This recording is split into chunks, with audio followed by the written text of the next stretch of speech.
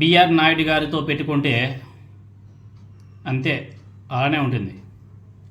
దెబ్బకి ఆ ఐఏఎస్ ఆఫీసర్ని అక్కడి నుంచి ట్రాన్స్ఫర్ చేశారు.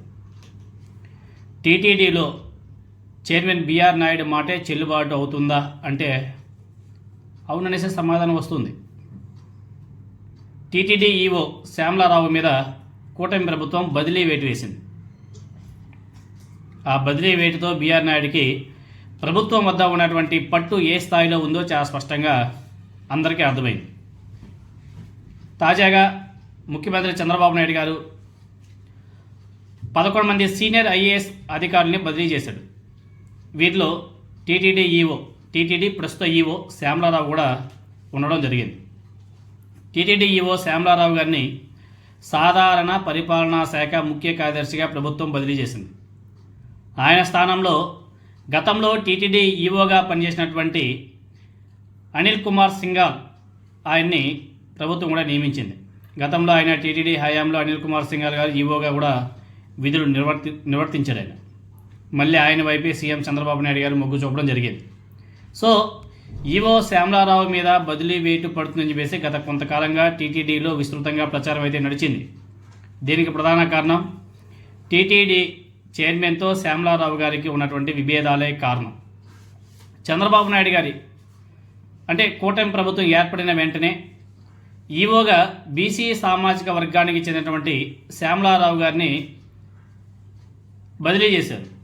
శ్యామలారావు గారు ఏడాది కాలంలో టీటీడీ ఏ విధంగా తీవ్ర వివాదాస్పదమైందో కూడా మనం చూసాం.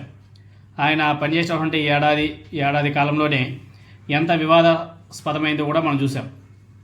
తిరుమల శ్రీవారి వైకుంఠం ద్వారా దర్శన టోకెన్ల జారీ సందర్భంగా తిరుపతిలో జరిగినటువంటి తొక్కిసలాటలో 6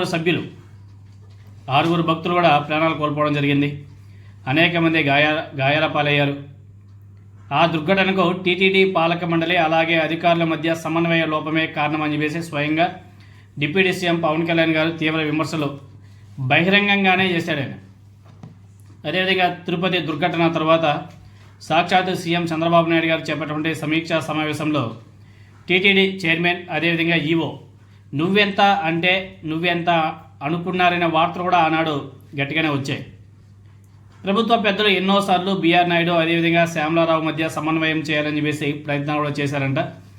తప్పు ఎవరిదో తెలియదు కానీ సమన్వయం మాత్రం కుదరలేదంట. అదేవిధంగా టీటీడీ ఉద్యోగుల్లో పెద్ద ఎత్తున చర్చ కూడా నడిచింది. ఎంత ప్రయత్నించినా వారిద్దరి మధ్య సమన్వయ లోపం ఇంకా అలానే కొనసాగుతుంది.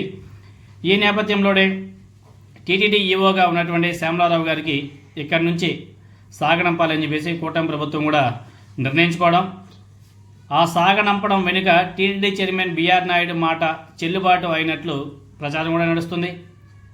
సో తనతో పెట్టుకోవద్దని ఎంతవరకైనా వెళ్తానని బిఆర్ నాయుడు రాజకీయ ప్రత్యర్థుల్ని బహిరంగంగా హెచ్చరించాడా అంటే మేబీ బహుశా టీటీడీ చైర్మన్ పవర్ ఏంటో తెలియక శ్యామలారావు గారు పెట్టుకున్నట్టుగా కనిపిస్తుంది. అందుకే ఆయన మీద బదిలీ వేటు తప్పలేదనే చర్చ కూడా ఇప్పుడు తెరలేపింది.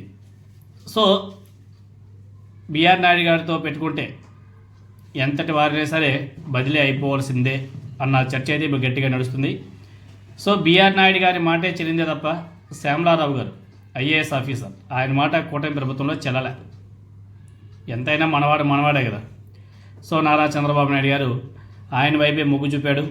గతంలో ఈవోగా పనిచేసినటువంటి సింఘాల్ గారిని మళ్ళీ తీసుకువచ్చి టీటీడీ ఈవోగా పెట్టడం జరిగింది.